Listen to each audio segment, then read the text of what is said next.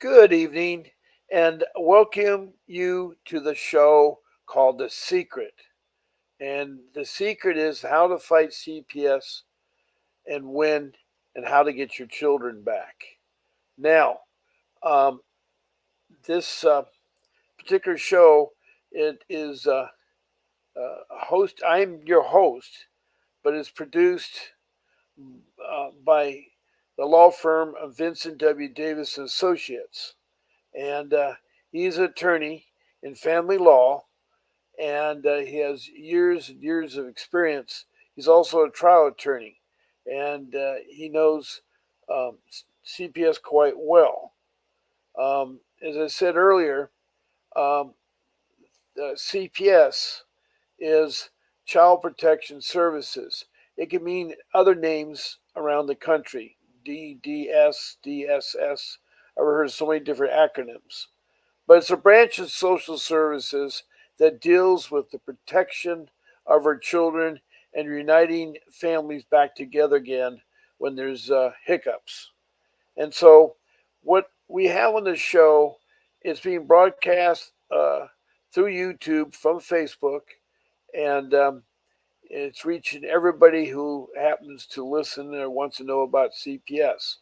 Um, I've gone ahead and talked to over hundreds of people that have been a guest on the show. Now, to be a guest on the show, you need to call 888-888-6582, and that gets you to my office, and you tell them you want to schedule a time to speak as a guest on my show. And I'd love to hear from you. I want to hear good stories, bad stories, and anything that we can share with our listeners of how you did with your struggles getting your family back together and fighting CPS.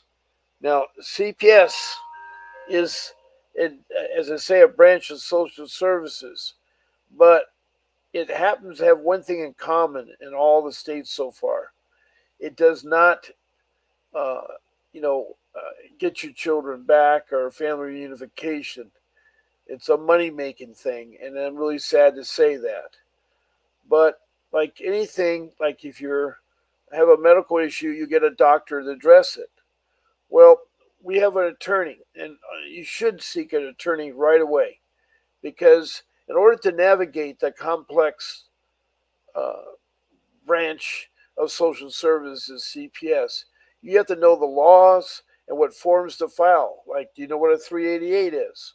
Do you, for instance, know what a shelter or what a foster care home or a group care home or family relatives? Do you know what ICWA is, the Indian Child Welfare Act of 1979, which protects Native Indian children? There's a lot of things that you may not know. Now, I'm not an attorney, but I have 9 years of experience with CPS. My case started in 2015, just like you all. I had a horrible case, horrible experience, and CPS, I lost my home because of them. I lost one of my two children because of them, and I had previously, before I was there, I'd lost my job through no fault of my own, and that's a whole different story. But um, all of you are listening right now. Um, if you want to talk now, I have Block Talk Radio, and I have it linked right now. If you call in right now at 563-999-3480, that's the direct line to my phone. And I'll put you live on the show, and you can talk what you had. I had a gentleman today from North Carolina that did that, and he talked for a good 55 minutes about his case. So there's two ways to get on there. Now, if you want to schedule a free consultation with Mr. Davis about your case and how the strategy, he has strategies that can help you, you call into the 888-888-6582 number, and you again say my name, Bob Pace, and that you wish to schedule a strategy meeting with him. He will strategize how to fight CPS and get your children back. Also, if you want to retain him, that's a good time. He works in all 50 states. He works in Northern California, Southern California, and he helped me get two of my three children back. And he knows the laws. He knows CPS, and he works with other attorneys and so forth. He has a big law firm, and he has a lot of legal cases. And so uh, he's a good source for you on there. I know right now that all of you are starting to begin your case or been in your case. Some have been in your case for 12 years. Some are foster care children that grown up and now they have troubles with CPS with their children. It's really gotten out of hand. There's a lot of things they do that needs to be changed. It's a system that has no transparency, that is abuses the kids. It's actually a slave trade. It's where they actually take children from the families. Their goal is to keep your child in their custody as long as they can and have them adopted and have them take away because they get the money to the child reaches 18. The longer they keep them, the more money. And they get a lot of money. It isn't small chump change. They need to be somehow watched. There need to be a watchdog. It's an agency that's gotten out of hand. And a lot of you are listening and maybe know what I'm talking about. But anytime that you start um, on the road of getting your children back, you need to navigate and you know. That's why it's important to get an attorney. And then you say, oh, I got a public defender. Well, let me talk to you about public defenders. Public defenders are attorneys that are brand new, usually starting out, and they got a job because they're pretty easy to get a job there. But they have caseloads of 20 or more. And so they only have 5 minutes, and they're not going to give your best shot. They're not going to spend time. Plus, the courts are really, really bogged down. When I was going through courts, it was standing room only. There's no seats. They were shuttling people in and out, and there's all walks of life. It was sad to see families that just came to the United States and they're already in trouble with CPS. And there's been an influx of people in our country, as you know. And right now, the way it works is in the old days, like on Ellis Island, when you came in, you had to learn a common language, you had to learn the government, and you had to learn history, and you had to become a citizen. Well, now with the open borders, they come in not by the thousands, they come in by the tens of thousands. There's just a mass of people. Why? They want a better life here, and I don't blame them. It is a beautiful life in the United States. We are very free, a lot of democracy, but um, the system, social services, takes care of them with welcome arms. In fact, if I've been told that if you renounced your citizenship, left the country, then came back, you'd be better off with social services than you are right now trying to get social service help when you have low income. And I've been so dismayed with the way social services works and CPS works. They don't look after us, the people that lived here, were born here, native here, or became a citizen here. I'm not against with people coming into the country, and that's really great to melting pot. But we have to have a form of way where it's regulated, and they have to go through a system like our forefathers did. This country was built on immigrants. Yes, we have native people here. The Native American Indians came down from the north across the Siberian over to Alaska, down through Canada, through all North America, spread east and west. And there's numerous tribes. And it's sad to say that they were the most poorest poverty people sickened. I'm a Lakota Sioux. And you look at me, oh, you're not Lakota Sioux. Come on, you got blonde hair. My great-great-grandfather was full-blooded Viking, and he's from Norway, at Bergen. And my great-great-grandmother is a full-blooded Lakota Sioux. And he married her, and they were on the Rosebud Reservation in South Dakota. Problem is, Indians don't keep records. They don't really write. It's like a book, It's hard. And I'm talking about the 1870s, the time when Crazy Horse beat Custer and their Sitting Bull. Those are two notable Indians. There's a lot of Indians that are notable. And it's sad to say they were abused and it was disgusting what they did. They're now trying to repay them back, but we've had uprisings with Wounded Knee, with AIM, the Indian uh, movement back in the 70s, the mid 70s. And so I met my tribe in 72, the summer of 72. because I was trying to find my identity. Problem is that I mentioned ICWA. ICWA is something, if any of you are native Indians or have any Indian blood into you, you have to be registered or could be registered. And CPS is supposed to go out and find the tribe, because the tribe will do a better job of getting your family back and taking care of your children than our government CPS thing, because uh, they really, there's no control over them. There's no watchdog. There's no transparency. They're going to do something called alienation. Now, you probably have parent alienation, but alienation can be CPS alienating you from your kids. It can be one parent alienating another parent. It can be family members. In my case, my wife's family side was trying to alienate the the our children, and they were doing so by making up stories, and that's how it all gets started. Is someone calls in, it could be a professional, and by the way, professionals are required by law to report if they see bruises or children with no clothes, or very little clothes on, or dirty, or not doing well, or something like that. So um, I think there's a message that came in. We have someone here. We are human. I can't afford a good attorney. A lot of people can't. You bring up a good point. I'm in the same boat as you. And it's sad to say that the public defenders, but what I found out, if you go and replace the public defenders, it may take 5 or 6 ones. The guy in North Carolina said he went through 33 public defenders and he finally got one that worked.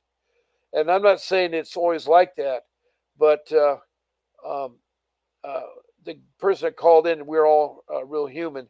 Um, I I agree, and I'm glad that you text in. That was a text message. But Vincent will give you a free consultation for 30 minutes up to an hour. So there's a start. And what you need to do is shop around for attorneys and so forth, or get rid of the public defenders, because without that, you're not going to be there. Um, they're talking about a trial discharge in a month or two. Now, what do you mean a discharge? A discharge of who? We're only human.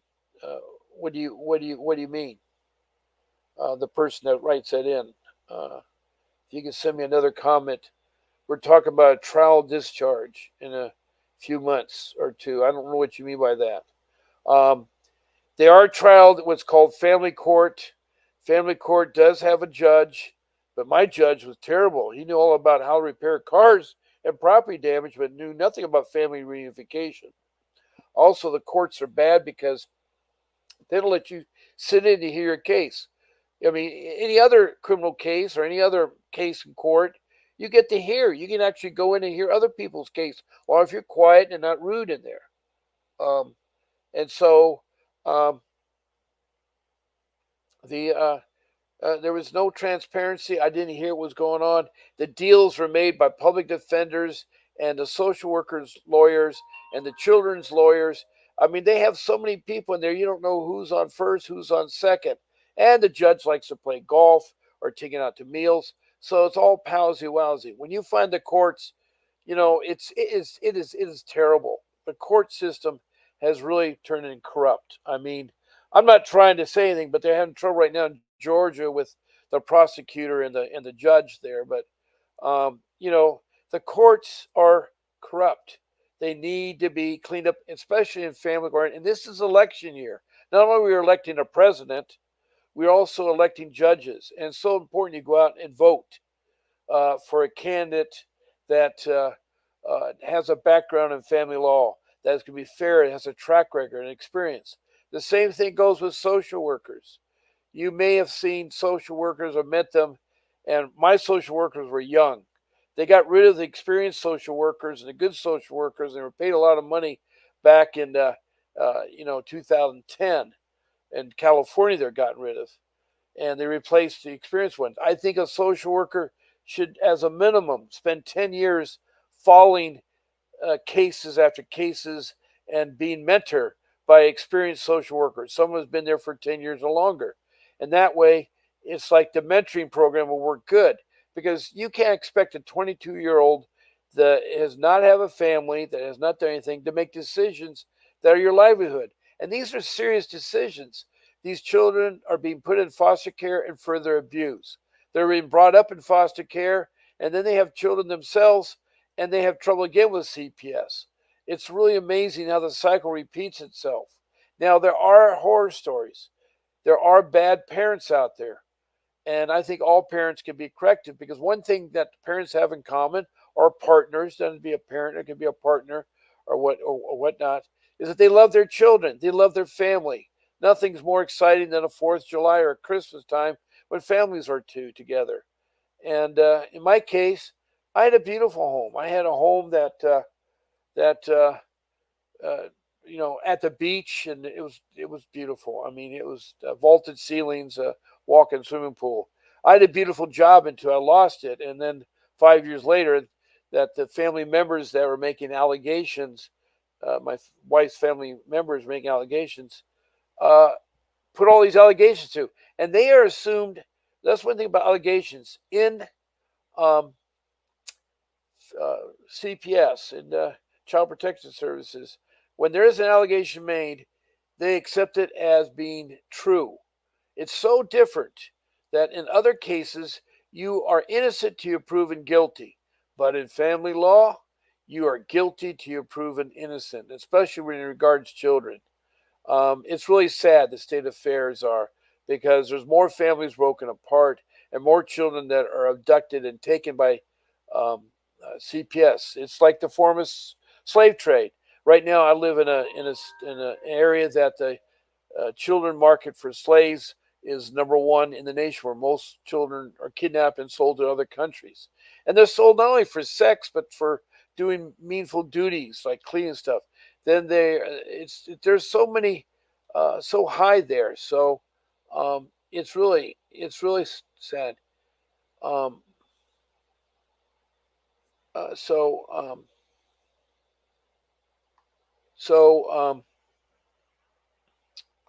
it's very, very important that uh, that we put a stop.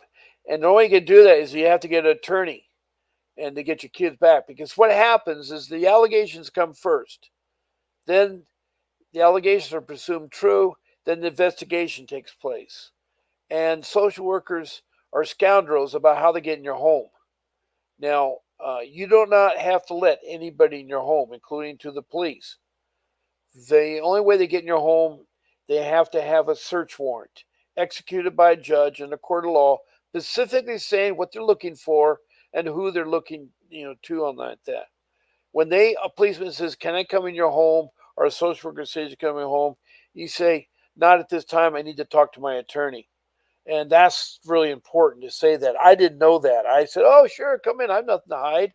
Little did I know they're going to make stories about something that isn't true, and it was make it worse. That was my biggest mistake, is I didn't have an attorney in the beginning, and I got screwed. The deception, when the social worker can't get in, they tried for months to get in my home, and they'll use the police, and they'll say, "Oh, it's an extreme case." You see, they can enter your home in extreme cases, like it's life or death, like a child's choking, or there was a gunshot or a fire shot. They can't enter your home, so it is not necessary um, to have a court order there. But they use deception, because why? The social workers were thinking the stories made, the allegations were so true. The allegations were, the family is not taking care of the kids. There's no electricity, no gas, no water, no food. They don't go to school. They don't anything. Our kids went to school. They went to high level schools. The elementary school was one of the state of art elementary schools in the country. It had glass windows so that people could walk in the hallways and see how their children were performing. Very, very transparent, the elementary school. It was close. Of course, I was surrounded by a neighborhood of very wealthy individuals and so forth. And so my middle school was an old middle school. It was a junior high, then changed to middle school, but it still had the same kind of credibility, which my daughter was in. My young son was in elementary. My young son was in the middle school. And my older son was going to a private school because he wanted to be a robotic engineer, and we wanted to have him take STEM classes. And the school that was private had that going. Now, STEM, for some of you who don't know it, is a science class, a technology class, an engineering class, and a math class taken every year. They're in there for 4 years.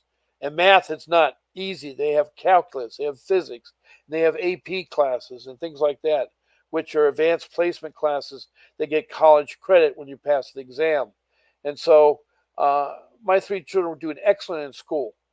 I brought out the utility bills and disputed anything that said it wasn't paid. Yes, I was going through an income crunch, but that's not a crime to be poor or to lose everything. That's not a crime. Okay, we got another text message. No, you can't miss any more appointments. Um, yeah, you got to make sure you keep your appointments. With CPS, I did everything, 100%, anything they asked. And I went more further than that. I did things that I didn't have to do and everything. But my case got complicated because I tried to handle it myself. I wrote emails. I fought with CPS. I went to the top dog in CPS and talked to the management all the way down. They have a Taj Mahal building that they pay with the money they get from having the children's in. And they give their workers presents like Gucci purses and BMW cars and bonuses for keeping the children a long time in their care or have them adopted. Our middle child, our second youngest child was adopted. She was brainwashed to think that she'd be adopted. Um, and so that was hard to swallow. But during the investigation play, they tried many times to come by. I talked to them outside. I said, "What is the issue?" They tried another ploy. At schools, they're allowed to talk to the children. But if you have that happen, you as a parent are notified by school your children are being talked by CPS and they come to the school, but you're not allowed to hear them. They don't want the parents there because they think the parents are going to coach them. Uh, I think it's CPS that coaches the kids. But our kids were smart. They could see through what CPS was trying to do. And they said, nothing wrong with our parents. He said, Dad's having a hard time. He lost his job through no fault of his own. He had over $50 million in government public works contracts. He worked in construction, and the governor said, I'm going to write you IOUs. I need that money. We're going bankrupt like Detroit was. And so the state of California was going bankrupt. And so I lost it. It was a ripple effect. The banks that gave up predatory loans and gave away loans like you didn't have to qualify. And I'm one of the individuals where they doubled my income. I mean, I was making good income, but I couldn't understand why I got this home. When I later found out that they increased my income. And that was because the lender liked to get bonuses. And they give you a credit line because they say, oh, yeah, you can get a credit line too. And that is really a soft cushion. I made the biggest mistakes. I should have never moved into a home that was so big. I wanted to have my family be better. I should have stayed in my smaller home and maybe move up a little bit, but not. I took a drastic move. So I had a very high mortgage. I mean, it was under $1 million, but it was high. And I had $5,000 a month. I had low interest, 2%, and the credit line was at 1%, and it was great. But I was able with my job to keep things going. But I did not know I'd lose my job, and through no fault of my own. I even tried to take the IOUs to banks and say, hey, you guys, can you give me a credit line so I can start these jobs up? It's real good money. They said, no, we don't want to. We don't trust the system. They were burned by predatory loans, so they were hurting everybody. It was really hard to get loans. Now interest rates have gone sky high, and I don't know. I'm still trying to get my home back, or not get my home back, but get it there. But I lost it because of CPS. That was the bottom line. I had to fight them at age 60. I lost my job. At 65, I was investigated by CPS, and they just hurt me big time. I mean, it was hard getting a job with them hanging over my head. And not only did that, they used the police, and the police were suckered in. And the next thing I know, I'm forced to come to my home, and there is 5 firemen, 2 code enforcement, 2 uniformed policemen, the detective that coerced me, and that 3 social workers, and they're all standing around, And yes, the house from appearance, it didn't look spotless, meaning that it needed some paint and stuff like that. But I live in a CCRs. I couldn't let my house go that long. And there's one other ingredient to this whole problem is that my parents were dying and I had taken their belongings and I didn't have money to put them in storage. So the belongings were in my house, in my yard, in my front. And I was sorting through them between them there because I couldn't have my parents' belongings out on the garage apron with a cover over it because it's against the CCRs. And not one person said, "Hey, I'll help you, with the storage units here. We'll pay for that. We'll help you get there and get out of the way." Because I had my family's, uh, my mom and dad's furniture and boxes and stuff, they said that's neglecting the children. It's funny how they have their own definition of neglecting abuse. Now, abuse can be either physical abuse, emotional abuse, or sexual abuse. Now, if it's physical abuse, it's where bodily harm is done purposely against a child. The sexual abuse is where a parent may get gratification or try to make a business out of their child, either through pictures or prostitution. And it sounds weird, but parents, I guess, do things like that. There's bad cases of children around the world being prostituted. And so that's a second form of abuse. And a third one is emotional abuse. That's through parent alienation, where one parent pits the other parent. They're going through a custody battle, um, and they um, have to uh, work out the differences, but one parent will lie, and they'll actually call and make allegations that are not true. One guy from North Carolina said he was accused of feeding his children carpet. Some of the things are so stupid. I mean, you know, billy goats would have a hard time eating carpet. It just and the guy, what it ended up, he had a fiance, she had an ex-husband that was trying to take revenge and take her children away that they had together. And then they eventually got married, the fiance and the second guy here, and they have children. But CPS got involved again and taken away their children. So all their children are now taken away, but now the three children by the wife are taken back. So there's a lot of complex stories and some crazy stuff going on. It's just really, and when I saw these people stand there, I kind of went, what crime have I committed that require that many people? Why three social workers? Why this? Why that? And it was like they're expected to see something. Now, because I've lost my job and I was trying to keep my house, I was trying to avoid foreclosure because it's hard to make the mortgage payments and stuff. So I had a guy that was interested in a quick sale of my house, and he thought he'd intimidate me. And this was so surprising. The police did nothing, and I love the police. There's a purpose for them, but some of them are so bad and so stupid. I don't mean to call police stupid, but they make stupid things and stupid decisions. And they're just like us. They're like us, and they decide to be a policeman. And it's sad because our policemen. I'm not the same thing with social workers. It's just that it so happens so many. It isn't one or two. I'm talking about hundreds of cases that I've heard, and I hear it from firsthand here.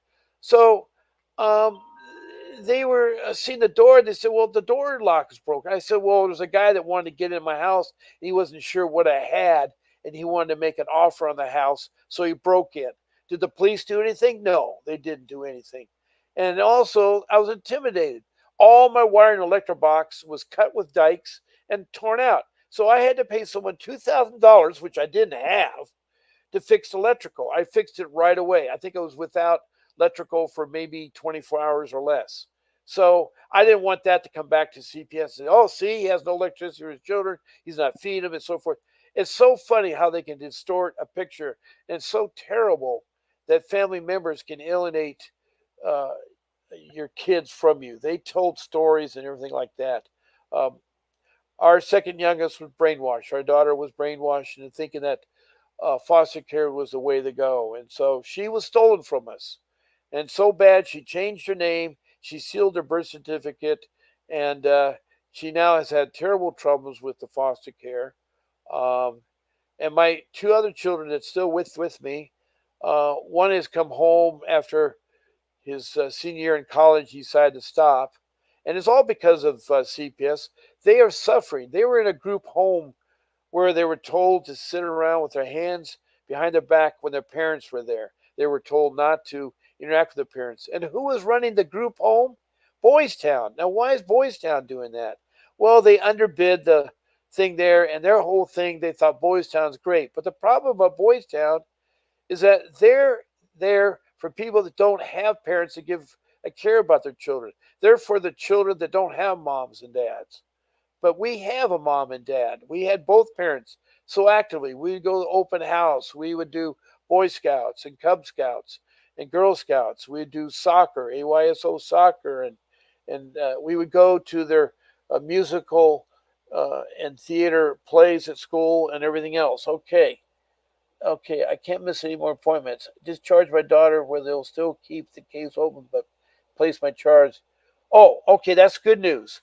We are human. Just text in. Um, Discharge my daughter where they still keep the case open, but place my child with me. Um, okay,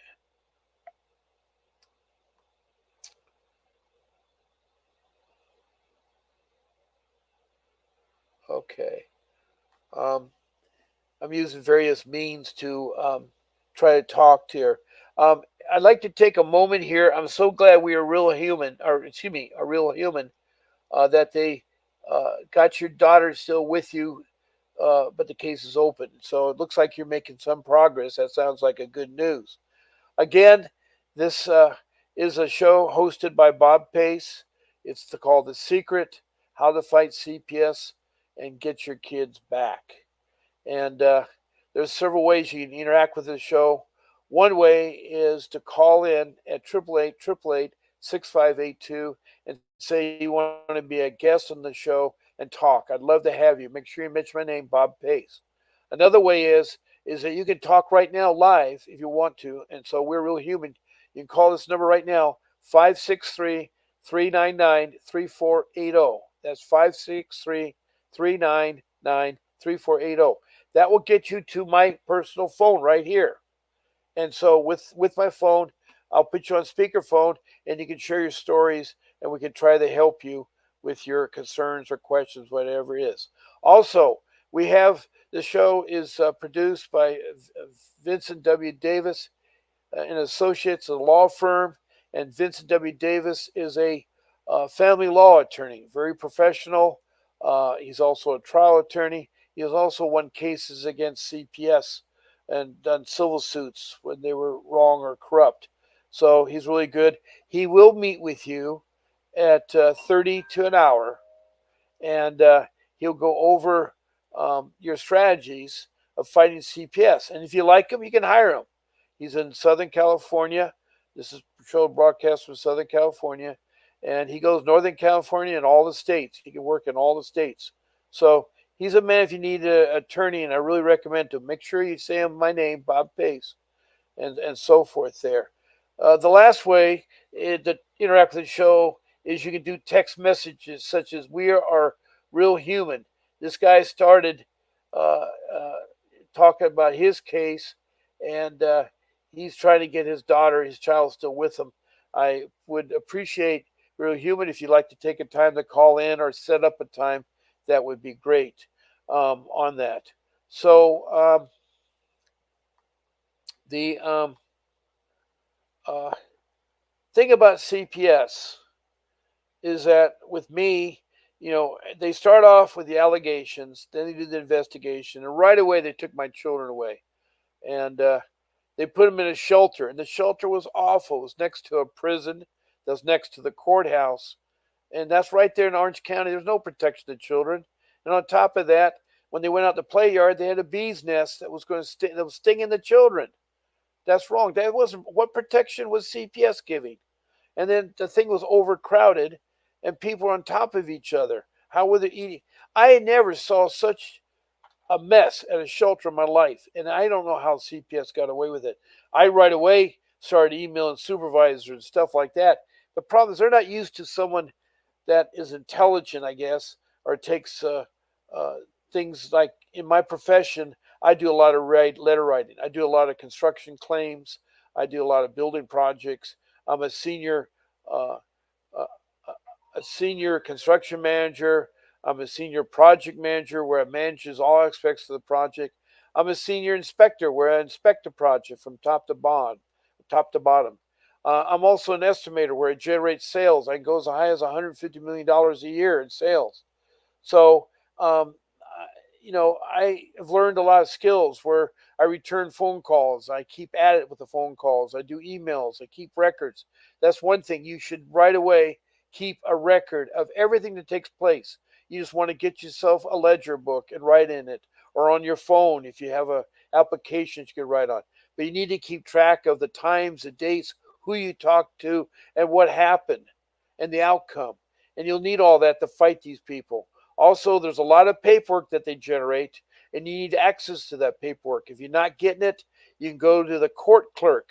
They'll produce it for you for a small charge, but if you can't afford it, they'll produce it for um, a bigger charge.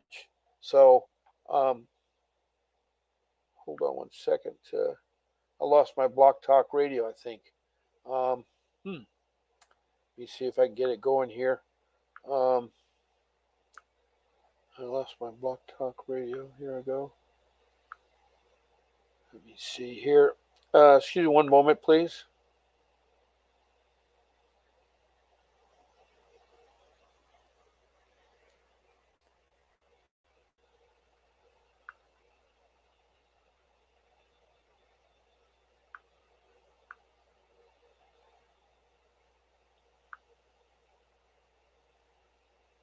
We'll get there. We'll get there.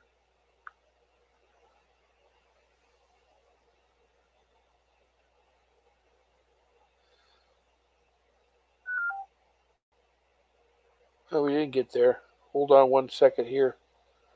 Um, Here we go. Okay.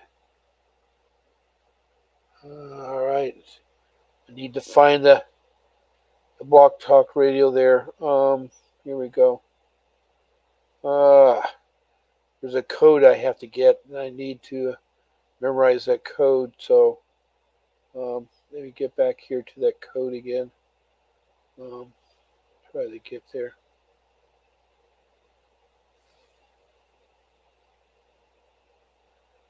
I'll get there. I'll get there. Okay, here's what I'm trying to think is here.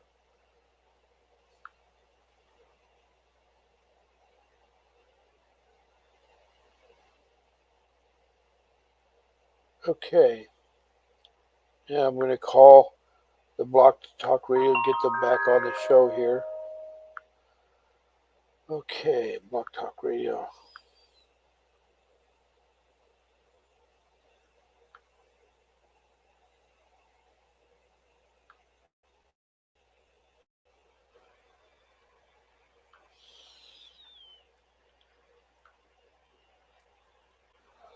Um, well, I'm having difficulty here.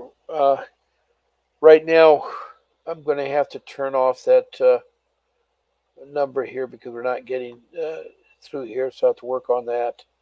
Hold on a second here. Okay.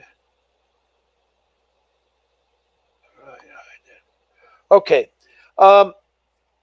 I am sorry that the Block Talk Radio has dropped me. I don't know. Sometimes the reception can be bad or something like that. But anyway, we were talking about my case and how y'all are having other cases there. We do have one person that texted in called We Are Human. And I was hoping that he would call into Block Talk Radio and he could talk live. But in my case, it got really worse and worse. There was so much lying and deception. When I go through the courtroom, and they immediately they don't have to have it proved entirely that you're guilty. You already are guilty, and they can just have a few hearsay people. And the problem is, my family members were over in Ohio. They're in another state, and they were sitting there, and they were making accusations. They weren't even here. I mean, it's just like the guy that said the his fiance's ex-husband called in CPS and said the kids were eating carpet, and that the fiance wasn't supervising them. Um, There are so many different squirrely things, and I've yet to hear a good story from CPS. They just really are, and you probably wonder, well, why are they making all this money, or how they're making? Because no one is watchdogging. There's no agency that watches them. Social services is a big agency, and a lot of things that get lost. And right now, social services been stretched. Why? Because we got millions of people from outside the United States this year. I don't know if we're at close to 10 million or what it is, but the whole country's inundated, and people, I'm talking in tens of thousands, are trying to come in, and it's because they know how good the United States is, and I'm proud to be a Native American. I'm proud I was born here. And by the way, just because I have uh, Lakota Sioux blood in me doesn't necessarily make me a Native. What makes you a Native is you're born and raised here, and so I was born and raised here, and my great grandmother was born and raised here. My grandmother was raised here, and my dad was raised here.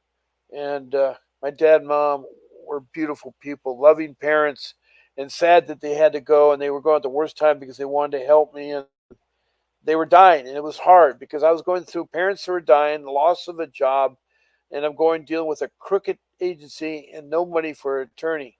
Well, I was able to take money from my house, my money I had tried to save, and a lot of it had been completely lost. I lost 50% of my bonus in 2007, not my bonus, my retirement, when the investment of retirement invested wrong, the stock market fallen because the banks were crashing, and it was really tough. It really was tough, and um, I,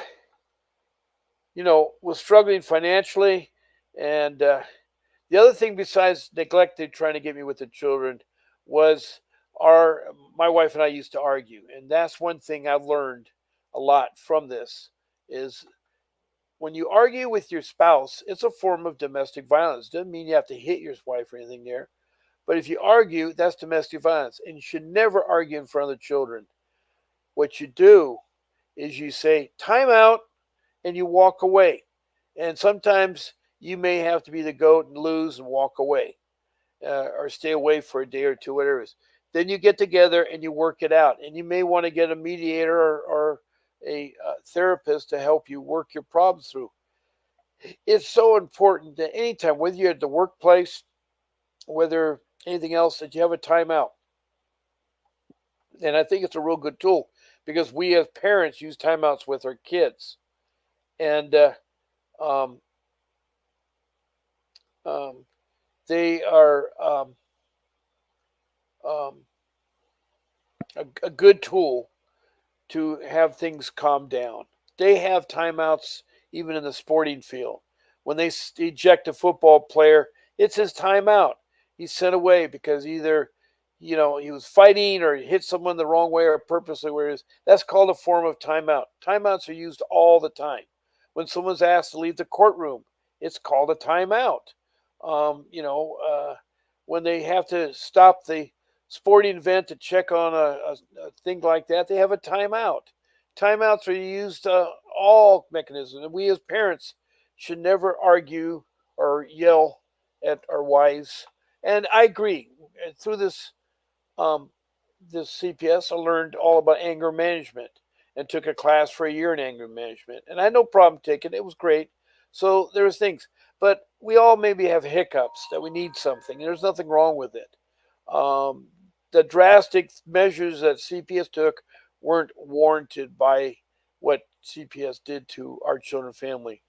One of my young sons um, was told that he had bad behavior because he was taking communion from the priest. Now you're probably thinking, well, Catholics or whatever. I'm not here to talk about religion, but uh, in my feeling of the Eucharist, which is the host, we all take the body of Christ and drink the blood of Jesus, and that was to demonstrate the Last Supper. Um, I've always taken it from a pastor, a minister, or a priest. I would never take it from a layperson. Not saying that they're bad or good or anything, but they're not really working spiritually or with God through a layperson. Also, I don't like it in my hand. I like it in my mouth because it's supposed to be sacred. And so my son practiced that when he was in foster care, and he was scolded because of refusing to take it from a layperson. And that's wrong. They were trying to do their values on my son and stuff. He was cuffed at the back of the head one time and then locked in his room for days. When he was in a group home, he was scolded. His points were taken away because he drank too much orange juice or he did something awful. It is the kinds of things you experience in group homes and things that is horrible. Whatever you can do, the number one thing you want to do with your children is have them with a family member. Because if they're with a family member and it's a good family member, I'm talking ones that are responsible enough, they will hang on to your child and give it back. Our family member wanted to adopt our child. Not only did we give them first family members, we had all three of them in there, and they found out 2 months they were too hard to take care of all three children. The different mechanism getting to school. One had the private high school, one had the middle school, one had the elementary. So you had three different places you had to go to. You had different open houses, different meetings about your kids and stuff. So it's always hard. But we as a family went together. We had Disneyland passes when I had the money, and that was our great time to go out together. We did things together. Very rarely would me and my wife did, and I wish we had done more with me and my wife to go out more and enjoy each other. But we did not do that. And what's sad about that is that later in life it's hard when you regret things. But I'm still hanging in there, by the way. I'm 74 now, and I'm still looking for work. I did find a work for a year and a half, but then they used the rule that, well, we don't have any more work to give you, and you've been working in Northern California, send them to Southern California. They give me one job, and then or give me two jobs. And when that's done, they said, well, we have to let you go. And I said, why? And I knew it because of my age. They don't like somebody at 74. They don't. And I say to myself, we have two people running for president that are over 80 years of age, or close to. One of them, I guess, is close to 80. What's wrong with being old? What's wrong with being young? Young. The problem with young is your inexperience. The problem with old is you get tired of doing things, and sometimes your body acts old or ages old. I'm very blessed and very fortunate that I can still go in the open ocean and surf. I can still ride a skateboard and ride a bike, and I can still get down the trenches and inspect pipelines. And I have a wealth of information about construction, heavy highway. There's so many projects in the Southern California area that you can see the projects I did, landscape projects, the port of Long Beach, the port of LA, the downtown LA, all the streetscapes. There's the freeways. I've done a lot of work there. So, um, and I am looking for work, and I don't think it's the place I'd find work, but I am trying to work because I need to take care of my family. And I still have a young son. He's now 18. He was 9 at the time it started. My other son's 24. My daughter's 21, and I don't have any touch with her. I've not seen her since she's 12. And so that was a sad, I've had a lot of sadness, and I shouldn't have to. They say that when you reach the 60s is the golden years. Well, I haven't reached the 60s. I don't feel them. I'd say I'll be retired probably at the age of 105. And maybe that would be my golden years. Maybe when I'm at 105, I think about slowing down. I don't know. I think as long as I keep active physically and I still work out at the gym, and I have a trainer, and I used to play football and rugby, so I still do a lot of the exercise pertaining to that. And I love football. I'm a football fanatic. I love surfing and surfing football. My youngest son just won the national championships in high school on a football team, and twice they won it in the last 3 years. And he's been on the varsity team for 3 years, and he has been accelerating um, so much in school, and I'm really proud of him. But he survived CBS, but he's been affected by them too. He is still affected by them too. From 9 to 18, so 9 years later, he still is being harmed by them. They are a very bad source. They don't do family reunification. You got to be really careful. You got to watch the laws and see what happens in there. Um, Now, I want to go over a topic here about your rights as a parent. CPS cannot enter your home without your permission. While CPS can show up to your home, they cannot enter it without your consent, a court order, a warrant, or credible information to support the belief that a child is in serious immediate danger. Serious immediate danger. CPS cannot force you to take a drug test without a court order. Based on reasonable suspicion, they must first obtain your consent. So they can't take unless they have a court order. Parents have the right to attend all court hearings regarding your children, even if your children are taken from you, unless parents are deemed dangerous to their children. See, we were never deemed dangerous, but they never let us in the court. We did not hear all the court hearings, and I still wonder about that today. That's one of my civil rights that was violated. Um, Parents have the right to court-appointed counsel during CPS proceedings against them.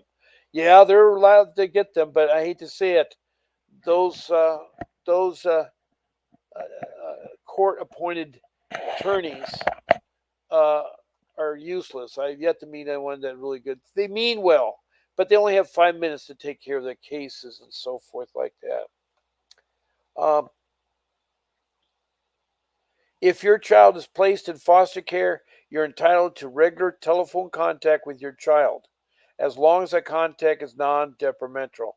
Well, they'll stretch that. They'll say, for instance, you can't talk to your children in the case. That's one thing I think is wrong because after they're taken to shelter, they had a meeting with us right away to figure where they're going to put the kids while they're going through the investigation, further investigation, and bring it to a court of law. And so they somehow deemed that the children were in immediate danger. And I don't know how having a house where they had their own rooms clean, like a castle, going to school, and had clothing and power and food and all that was detrimental. The furniture and the things of my parents, yes, it did look cluttered in there. So um, uh, if it's safe for your child, in-person visitation will also be allowed. Well, at first they gave in-person visitation, but then they had monitor visitation. And why? The more I fought, the more I banged social services, the harder they made it for me. And they wanted to make me, and they did. They did a good job. They ruined me, is what they did. They really did a good job. That's one CPS was successful on doing so. Um, even with the monitor visits, it is so sad. They also say in-person visitation would also be allowed as ordered by the Juvenile Dependency Court. Well, that Juvenile Dependency Court, and I still call it a family court, but family law includes divorce and problems with kids and stuff and adoption and things like that. But Juvenile Dependency Court is the court to CPS cases because anybody under the age of 18 is considered a juvenile. And that's why it's juvenile dependency court. It's dependent court. That's the court that is really bad. If more than one child is placed in or out of home care, CPS will strive to keep the siblings together to ease the negative impact on the children. Our children had negative impact. They did strive to keep the children together. In the shelter, they were together. At the group home, they were together. But then when they broke them into foster care, they weren't together. Um, if your child is removed from your home and placed in foster care, legal custody is temporary, transferred to CPS. That is, you don't want to see happen because when legal custody is temporarily transferred, they're going to make the decisions on your children. You will still maintain parental rights, including the educational and medical rights, meaning you can pick the schools they go into, medical. But they tried to talk my son out of going to his private school because they didn't want to drive into a private school, or they didn't want to have to pay the tuition. It's really funny how they just wanted. They said, "Oh, he'll learn banking 101, how to balance a checkbook." Well, my son, before he started high school, already had a checking account. He already knew banking 101, and banking one is not going to get him to become a robotic engineer. Their idea, they're in another league. CPS is in a very terrible league there. Um, so. Um, If your child is removed from your home and placed in foster care, legal custody is temporary, transferred to CPS. However, you still maintain your right, including educational mixing. This means you still have the right to make most educational and medical decisions for your child. And yes, I had to strongly exercise my point on that. Um, in certain situations, your parental rights can be limited or even terminated if CPS has an open case on you.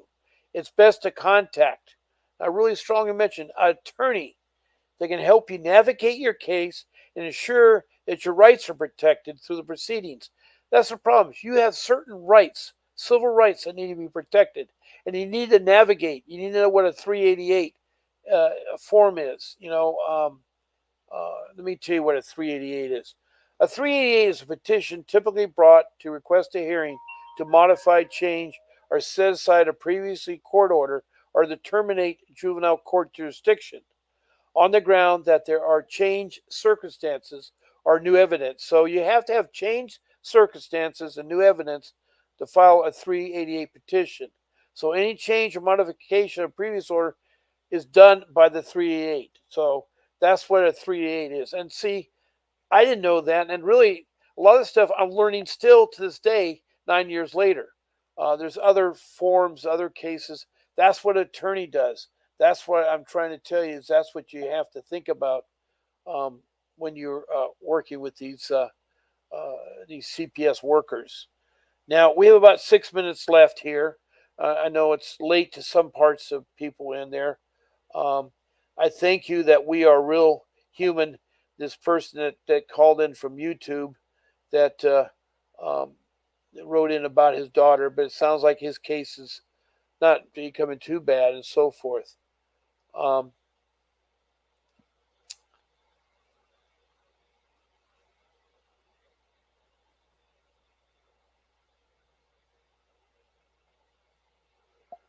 so um, there's never you should never give up. I never gave up, and when I did hire Vincent Davis, he did get my boys back, but we lost the battle with my daughter, and that was because she was brainwashed. They had a trial that they're trying to be adopted by the same family that tried to take care of kids for 2 months, but they had alternative motives. It's so sad to say that my wife's family has ruined her relationship. She had a lot of abuse growing up in the family home that she grew up, and she saw it through these proceedings. CPS should have investigated her parents. She had been raped uh, once at a concert. She was no protection there by her older sister, who was over 18, didn't know about protecting her. Her parents were foolish to let a young girl at 15 attend a concert, especially unchaperoned. She went to the bathroom with her sister's friend, and her sister friend left the bathroom and she got done, and now she's at a concert with I don't know how many people. What do concerts have? 100,000, 200? I mean, I've been to some concerts. I've been to Woodstock, and I've been to Rolling Stones. I've been to concerts all my life. My first one was Jan and Dean at the Cow Palace in San Francisco in 1964. So, but um, you know, it's important that you know well, what I'm saying important, it's important you understand that this agency is not your friend. They're going to lie, they're going to cheat because they need to feed the money. And the thing is, and that's whether you're from Maryland, New York, Pennsylvania, Florida, uh, New Mexico, Texas, even the Indian reservations, Indian children, and so forth. And I don't want to forget my native brothers, out there. No, I don't look like an Indian, but I do have Indian blood in me, and so um, and they're beautiful people. I learned a lot from them and so forth. I just wish they were treated better. Um, we have about a minute left, so I'm going to give another spiel again about calling in to be a guest speaker. I think it's really great if you would. It's 888-888-6582. And you tell them that Bob Pace sent you, that you can call in and be a guest speaker. And you can pick a time or date that you like to, okay? You can pick a time or date that you like to. And also, that same number, 888-888-6582, is a number to contact Vincent W. Davis, a very experienced trial attorney uh, with years of experience in family law and family getting your kids back. He is a winner. He will fight your case. So call in that number. He'll offer you a free consultation for 30 minutes up to an hour, and he'll talk about your strategies. If you like him, hire him. Also, there's other attorneys out there that you can, but you got to have somebody. It's like a doctor. You would not do open heart surgery on yourself. You let a doctor do it. The same thing has to go, and you have to borrow the money from family, from friends. Do like I did for my house up. My family had died, and all my inheritances from my family went to fight the case to get CPS back. All my money I saved up went to CPS. Anything I saved from my home went there. So uh, there is a window at the end. I'm constantly talking about CPS. It helps me relieve and so forth. But I want you all to be careful. There are probably good people in CPS. I love them to come forward. I love to hear about good, successful stories. But we really have to look at our government institutions because there's a lot of problem with them. I mean, you can see it everywhere in our politics and stuff, and it's like, it's really become out in the public limelight about our government and what they do and what they don't do and so forth. But that will conclude my show. I want you all to have a very successful new year, and I hope you get much happiness.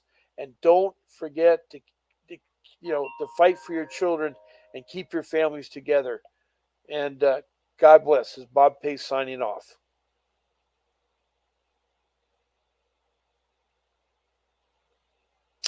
I agree with you. We're all real human. That was really, really good. We had a last minute set from there. I'm signing off on a real human. And they don't care. Yeah, they don't. They're very demonic. Anyway, please call in. I'm going to end it now.